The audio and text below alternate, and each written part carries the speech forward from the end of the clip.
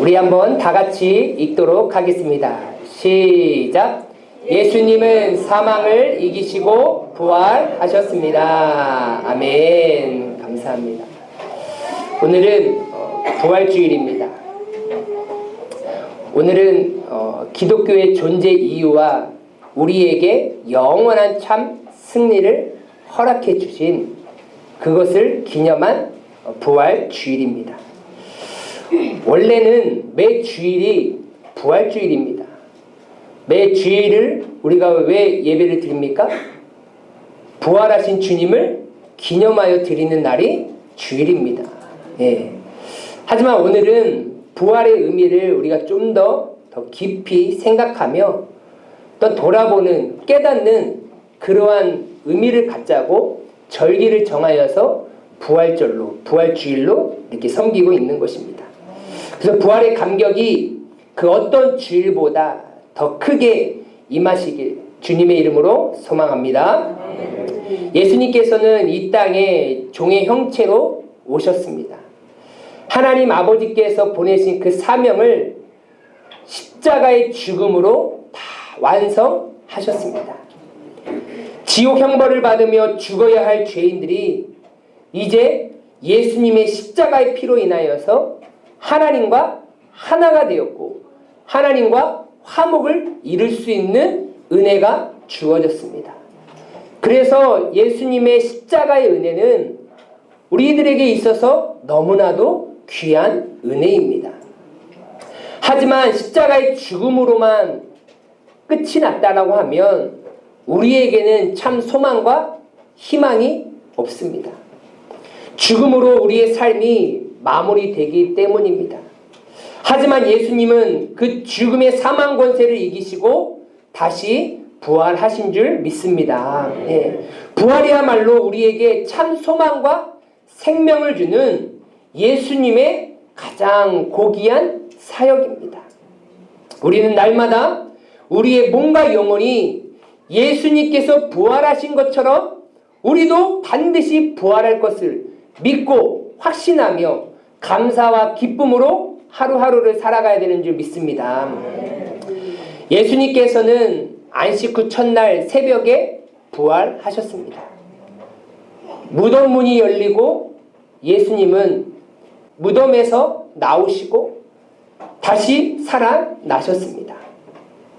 예수님께서 십자가에서 죽으실 때에 슬퍼하던 그런 여인들이 안식 후 첫날 새벽에 예수님의 시체에 향품을 발라드리러 그 향품을 가지고 무덤에 찾아갔습니다. 그렇지만 무덤 문이 열려있는 것을 보고 깜짝 놀라 거기 가서 예수님의 시체를 찾으려 보니까 예수님의 시체가 보이지 않는 것이었습니다.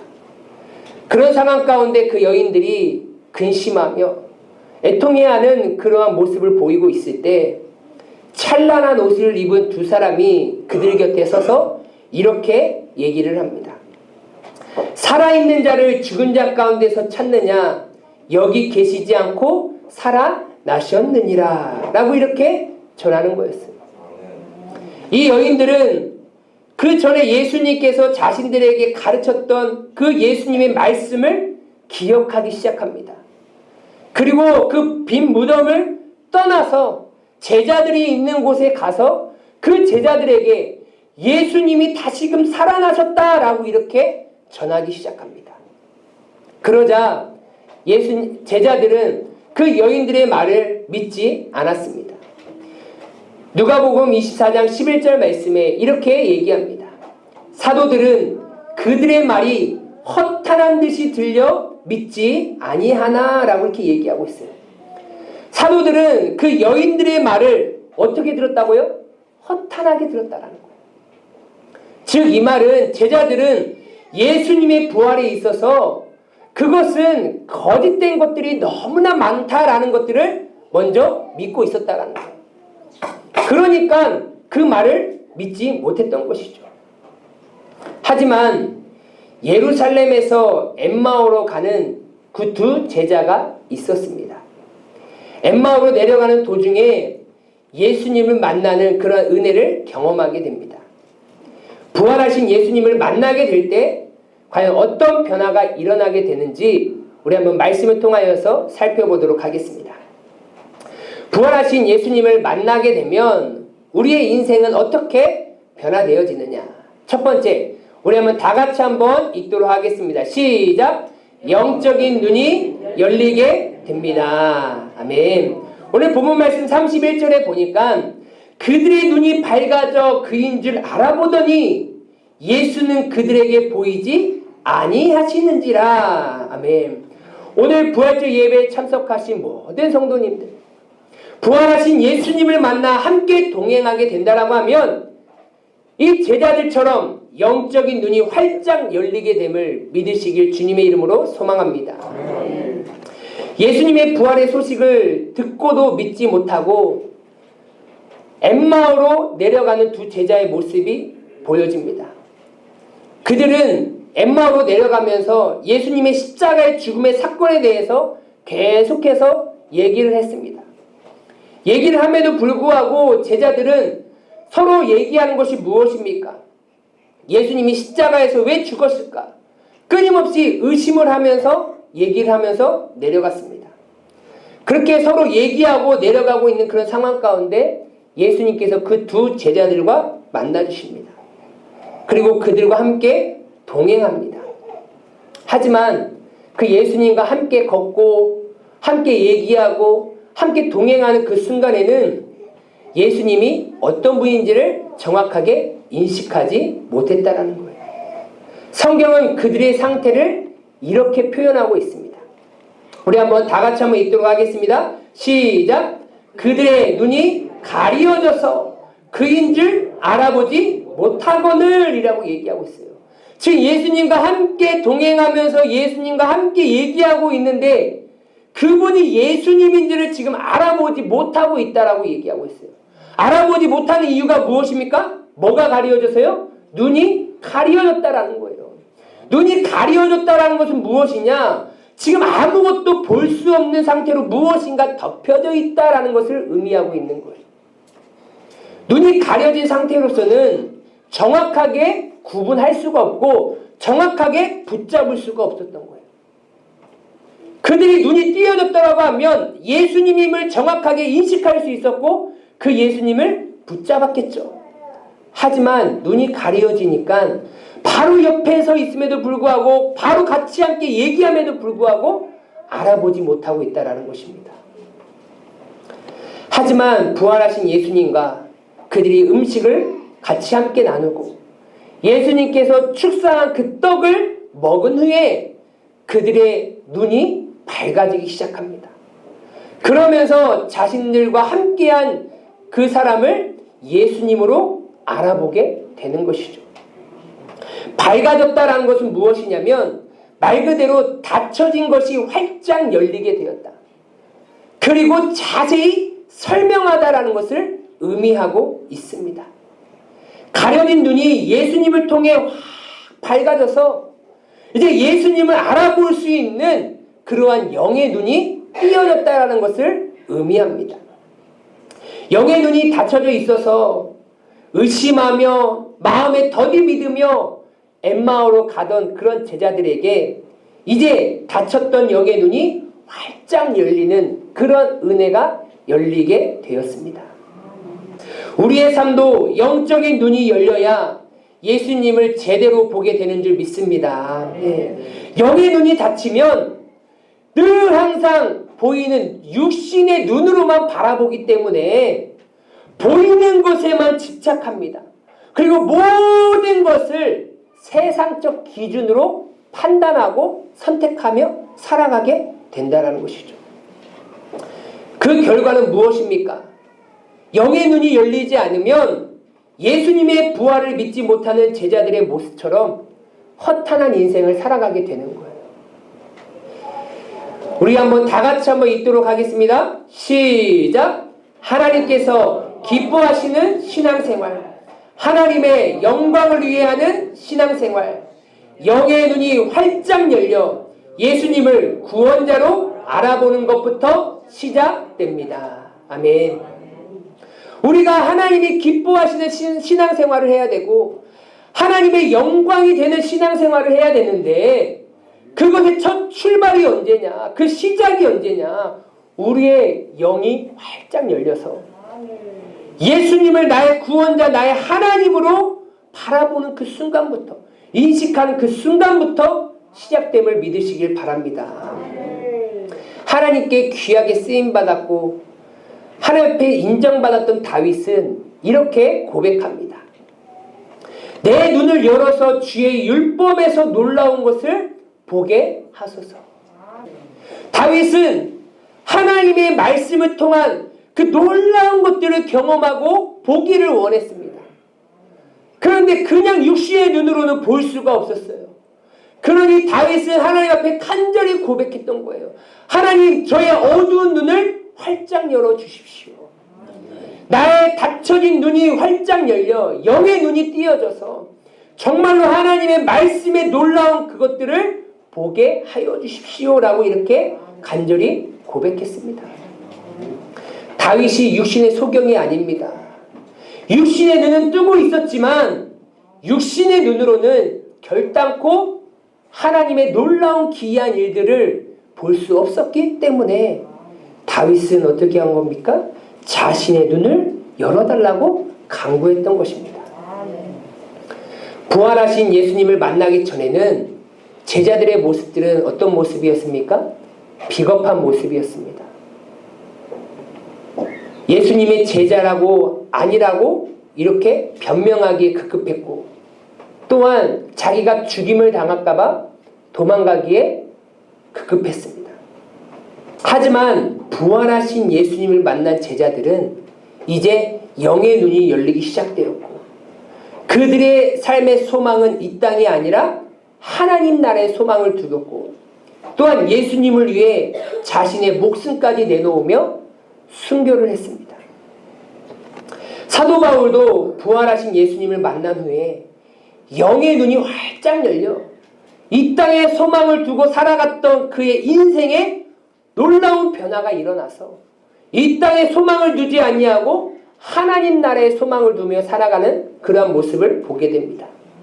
빌립보서 3장 19절에서 20절 말씀 이렇게 얘기합니다. 그들의 마침은 멸망이요 그들의 신은 패요 그 영광은 그들의 부끄러움에 있고 땅의 일을 생각하는 자라. 그러나 우리의 시민권은 하늘에 있는지라. 거기로부터 구원하는 자 곧 주 예수 그리스도를 기다리노니. 사도 바울은 멸망받을 수밖에 없는 그들과 함께 땅의 일을 생각하며 살아가는 자였습니다. 땅의 것이라고 하면 그 무엇까지도 다 제쳐놓고 그것을 얻기 위해서 최선을 다했던 사람입니다. 하지만 그가 부활하신 예수님을 만난 그 순간부터 어떻게 바뀌었습니까? 우리의 시민권은 이 땅에 있는 자가 아니라 어디에 있다고요? 하늘에 있는 자다. 거기로부터 구원하는 자 곧 주 예수를 기다리노니. 예수님을 만난 바울은 더 이상 땅의 일을 생각하는 자가 아니라 하나님 나라 시민권자로서 이제 하나님 나라의 표대를 두고 하나님의 영광을 위하여 하나님의 나라를 위하여 사는 하나님의 사람으로 변화되었다라는 사실입니다. 우리도 부활하신 예수님을 인격적으로 만나야만이 비로소 영의 눈이 열리게 됩니다. 세상의 시선을 두고 사는 나의 삶이 이제 예수님을 바라보는 시선으로 바뀌게 되고 또한 하나님의 영광을 위해 내가 충성하고 헌신하는 삶이 이제 더 이상 부끄러움이 되지 않고 내 인생의 가장 큰 자랑으로 다가오게 되는 것이죠. 부활하신 예수님을 만나 수많은 사람들이 영의 눈이 열렸던 것처럼 오늘 부활절 연합 따스한 예배에 참석한 모든 분들의 영의 눈이 활짝 열리시길 주님의 이름으로 소망합니다. 또한 두 번째로 부활하신 예수님을 만나면 어떻게 변화되느냐. 둘째, 우리 한번 다 같이 한번 읽도록 하겠습니다. 시작! 말씀의 은혜를 누리게 됩니다. 아멘. 32절에 보면 그들이 서로 말하되 길에서 우리에게 말씀하시고 우리에게 성경을 풀어주실 때에 우리 속에서 마음이 뜨겁지 아니하더냐 하고 라고 이렇게 말하고 있습니다. 사랑하는 성도 여러분, 부활하신 예수님을 만나면 하나님의 말씀을 들을 때 말씀의 은혜를 누리게 됨을 믿으시길 바랍니다. 네. 두 제자는요, 예수님께서 가르쳐 주신 수많은 말씀과 가르침을 많이 들었고, 또한 예수님께서 놀라운 기적과 이적을 행하는 것을 두 눈으로 본 사람들입니다. 예수님을 따라다니고 가르침을 받은 사람들이었기에 이 두 사람을 성경은 뭘로 지칭하느냐? 제자라고 지칭하고 있다라는 거예요. 뭘로 지칭하고 있다고요? 제자라고 지칭하고 있다라는 거예요. 부활하신 예수님을 만나기 전까지 그 두 제자는 얼마나 많은 예수님의 가르침을 들었겠습니까? 하지만 두 제자는 예수님을 제대로 알지 못했습니다. 누가복음 24장 19절 말씀, 이르시되 무슨 일이냐? 이르되 나사렛 예수의 일이니 그는 하나님과 모든 백성 앞에서 말과 일에 전능하신 선지자이거늘 이라고 이렇게 고백하고 있어요.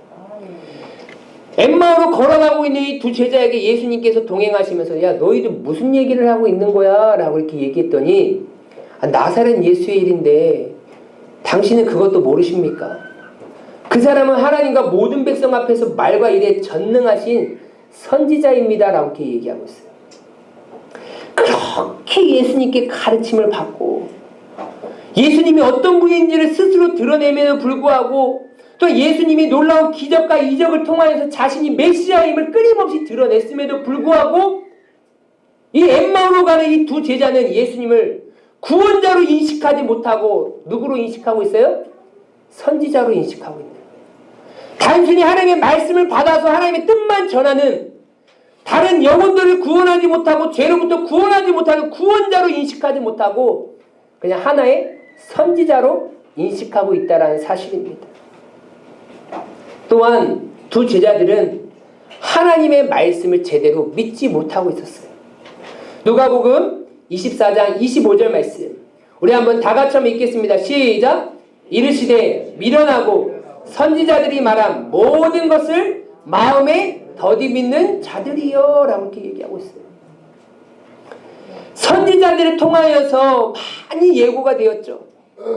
이 땅에 오실 메시아는 십자가에 죽을 것이고 고난받을 것임을 계속해서 예고하고 있었고 또한 다시 사실 것에 대해서 부활에 대해서 계속해서 설명했지만 이 제자들은 그 구약 성경에 의미되어 있는 참된 의미를 깨닫지 못하는 어떤 모습을 보였습니까? 미련한 모습을 보이고 있었다라는 거예요. 제자임에도 불구하고 수도 없이 예수님의 가르침과 이적과 기적을 보았음에도 불구하고 이들은 예수님 앞에 보인 행적이 무엇입니까? 미련한 모습을 보였다라는 거예요.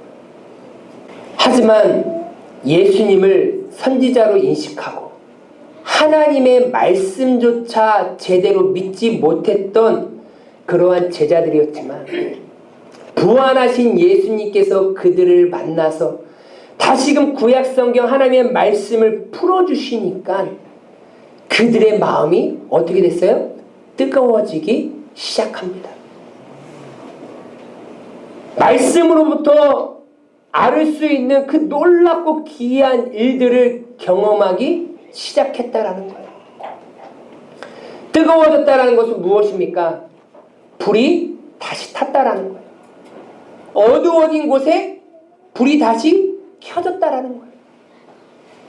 예수님을 향한 의심과 불신의 더러운 것들을 예수님께서는 다 태워버리시고 진리의 말씀의 빛을 그 두 제자들의 심령 가운데 다시 밝혀주신 줄 믿습니다. 예수님을 구원자로 믿지 못하는 그 미련한 모습, 구약 성경의 말씀을 제대로 인식하지 못하고 믿지 못했던 그 미련한 모습 가운데 그 더러운 의심과 모든 것들을 다 떨쳐버리고 빛이신 예수님께서 새로운 빛을 그 심령 가운데 성령의 불을 다시 한번 붙여 주신 것이죠. 시편 119편 105절 말씀에 이렇게 말하고 있습니다. 주의 말씀은 내 발의 등이요 내 길의 빛이니이다. 아멘. 우리가 내 발의 등과 같은 내 길의 빛과 같은 말씀을 수도 없이 많이 들었음에도 불구하고 왜 나는 변화되지 못하는 이유가 무엇입니까? 그 말씀을 삶으로 살아내지 못하는 이유가 무엇입니까? 바로 교회당만 밟고 왔다 갔다 했을 뿐 부활하신 예수님을 만나지 못했기 때문입니다. 이사야서 1장 12절 말씀에 이렇게 고백합니다. 너희가 내 앞에 보이러 오니 이것을 누가 너희에게 요구하였느냐? 내 마당만 밟을 뿐이니라. 이 교회당 마당만 밟고 간다고 해서 사람은 변화되지 않습니다. 하나님의 말씀의 은혜를 받지 못합니다. 그 어떠한 사람도 부활하신 예수님을 인격적으로 만나지 못하면 하나님의 말씀의 은혜를 누리지 못한다라는 사실입니다. 또한 우리는 말씀의 은혜를 누리지 못하는 것을 내 상황과 환경을 탓할 때가 너무나 많이 있습니다. 결탄코 상황이 환경이 약간의 도움은 줄 수는 있겠지만 그 말씀의 은혜를 받을 수 있도록 100% 나에게 기준이 되는 것은 아니다라는 사실입니다. 여러분, 한국교회에 말씀을 들을 수 있는 상황은 어떤 상황입니까? 아직까지도 하나님의 은혜 가운데 하나님의 말씀을 들을 수 있는 아주 편한 상황이죠. 북한이나 중국이나 사회주의 공산주의 국가는요, 하나님의 말씀을 듣는다라는 것이 정말로 어려운 상황입니다. 하지만 우리나라는 어떤 상황입니까? 교회 나온다고 해서 핍박이 있는 상황이 아닙니다. 너무나 좋은 상황이에요. 또 한국교회에서 말씀을 들을 수 있는 환경은 어떤 환경입니까? 갈수록 좋아지는 환경입니다. 여러분, 교회를 보십시오. 좀 예산만 있고 물질이 있으면 어떻게든지 어린아이들이 예배드리기 참 좋을까 막 어린이집처럼 교회를 다 꾸며놔요. 왜? 아이들이 와가지고 그곳에서 편하게 예배를 드릴 수 있도록. 어른들도 어떻게 하면 지금 교회 의자가 더 편안하게 1시간 앉아 있어도 다리 저리지 아니하고 허리 아프지 않을 정도로 늘 항상 어떻게 됩니까? 발전되어 가요. 갈수록 예배 드리는 환경은 어떻게 되는 거예요? 좋아지고 있다라는 거예요. 정말로 힘들고 어려운 열악한 나라에 비하면요, 우리 한국교회의 상황과 환경은요, 이루 말할 수 없이 너무나 좋아요. 만약에 상황과 환경이 말씀의 은혜를 누리는 확실한 기준이 된다면 다른 힘든 나라에는요, 절대로 말씀의 은혜를 누릴 수 없다라는 것이에요.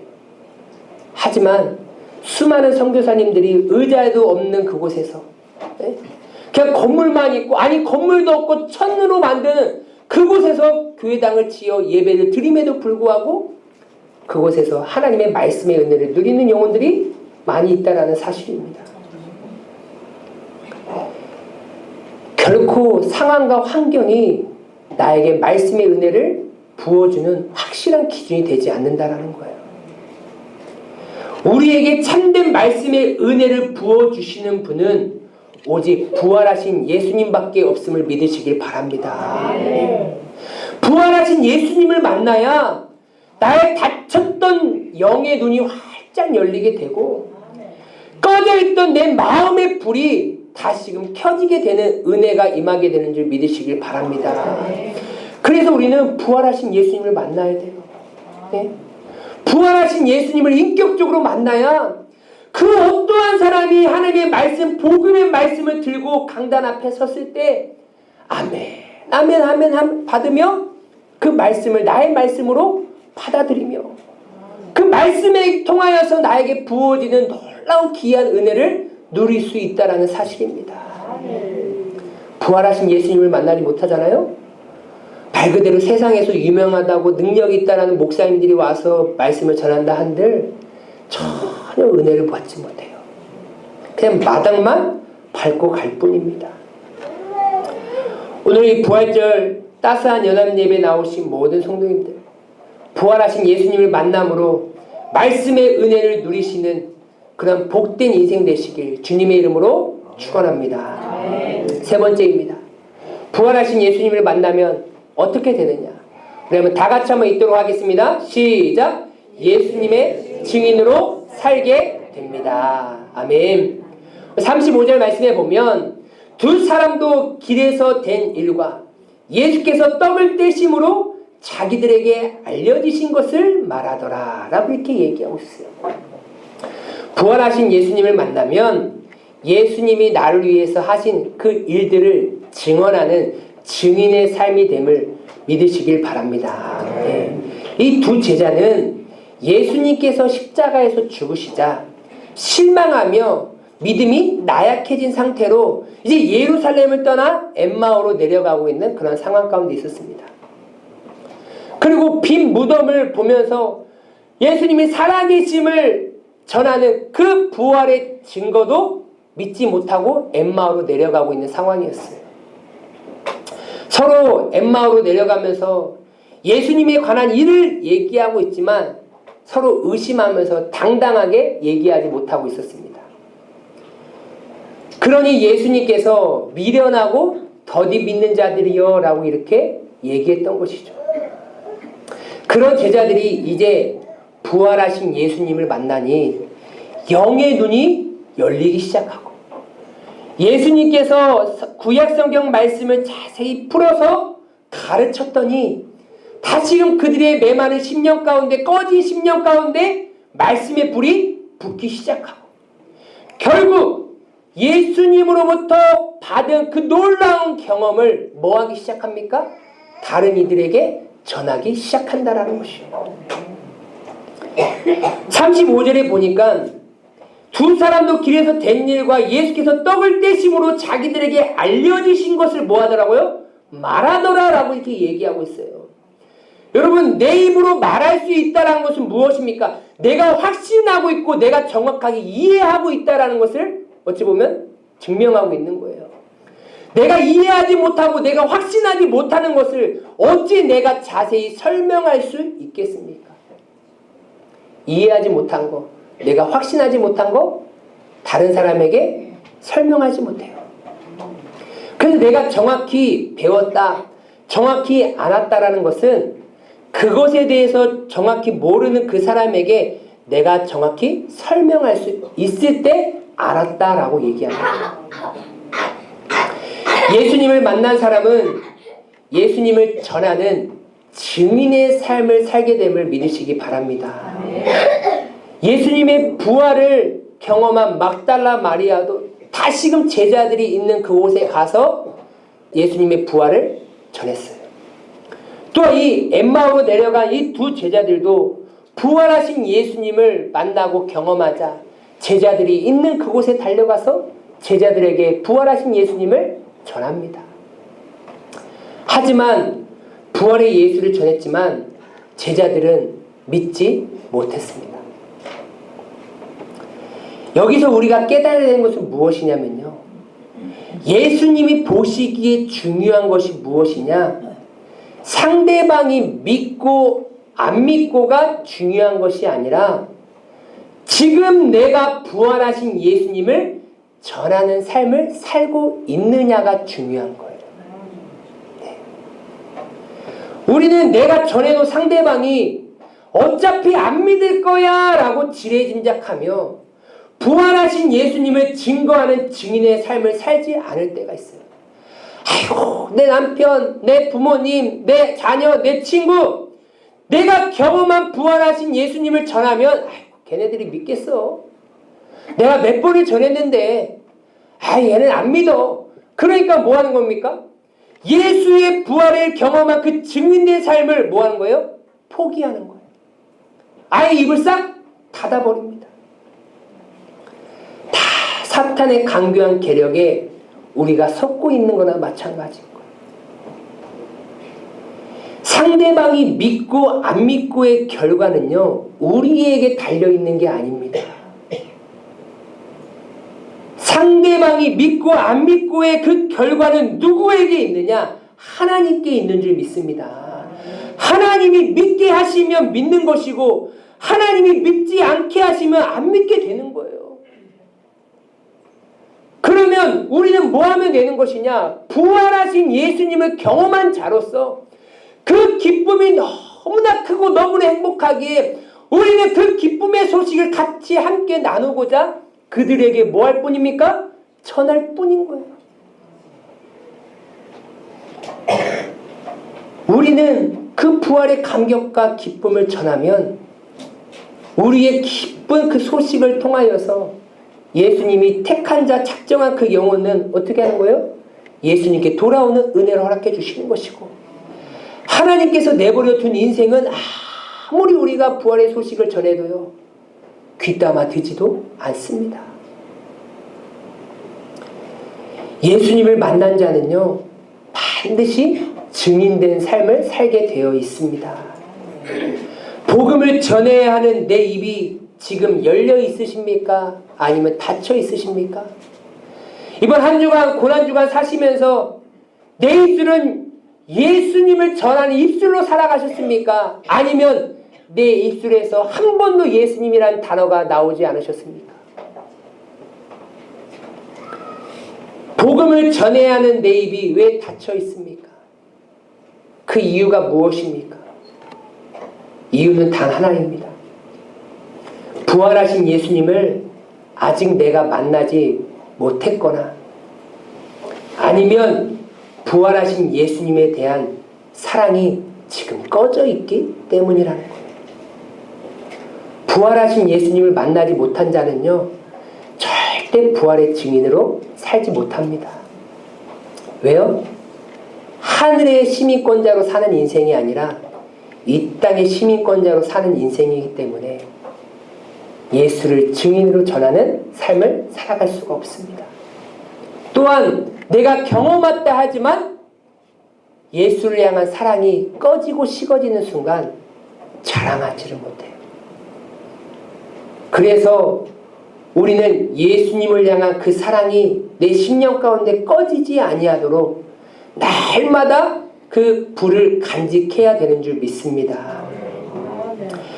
오늘 부활절 주일 따스한 연합예배 참석하신 모든 성도님들, 부활하신 예수님을 만나지 못하셨다면 예수님을 인격적으로 만나는 그런 가장 복된 은혜가 임하길 주님의 이름으로 소망합니다. 또한 예수님에 대한 사랑이 식어지셨다면 다시 한번 식어진 마음에 성령의 불길이 임함으로 예수님을 향한 마음이 뜨거워지길 주님의 이름으로 소망합니다. 우리 다 같이 읽고 말씀을 마치도록 하겠습니다.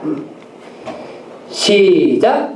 부활하신 예수님만이 우리의 삶의 생명이요 기쁨이요 소망입니다. 아멘.